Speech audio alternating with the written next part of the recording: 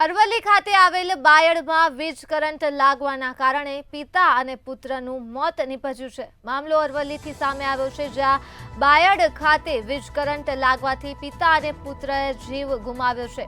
ડાબામાં વીજ કરંટથી પિતા અને પુત્રનું મોત થયું છે। કપડાં સૂકવવા જતાં જ પિતાને કરંટ લાગ્યો હતો, ત્યારે પિતાને બચાવવા જતાં જ પુત્ર અને માતાને પણ કરંટ લાગ્યો હતો અને 45 વર્ષીય પિતા અને 17 વર્ષીય પુત્રનું કરંટથી મોત નીપજ્યું છે।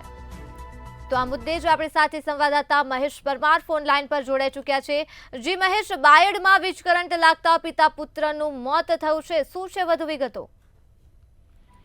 બિલકુલ ધર્મી વાત કરીએ તો ચોમાસાની સિઝન ચાલુ છે, ત્યારે ઠેર ઠેર વીજ કરંટ લાગવાના બનાવો સામે આવતા હોય છે। ત્યારે તેવો જ એક બનાવ બાયડ તાલુકાના ડાબા પંથકમાં સામે આવ્યો છે।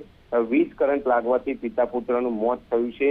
ડાબા ગામે કપડા સુકવવાના તાને અડકવાથી પિતાને કરંટ લાગ્યો હતો, ત્યારે પિતાને બચાવવા જતા પુત્રને પણ અને માતાને પણ કરંટ લાગ્યો હતો, જેમાં 45 વર્ષીય પિતા અને 17 વર્ષીય પુત્રનું મોત થયું છે। જ્યારે જે માતા છે જેમને કરંટ લાગ્યો હતો તેમને હાલ સારવાર માટે ખસેડવામાં આવે છે।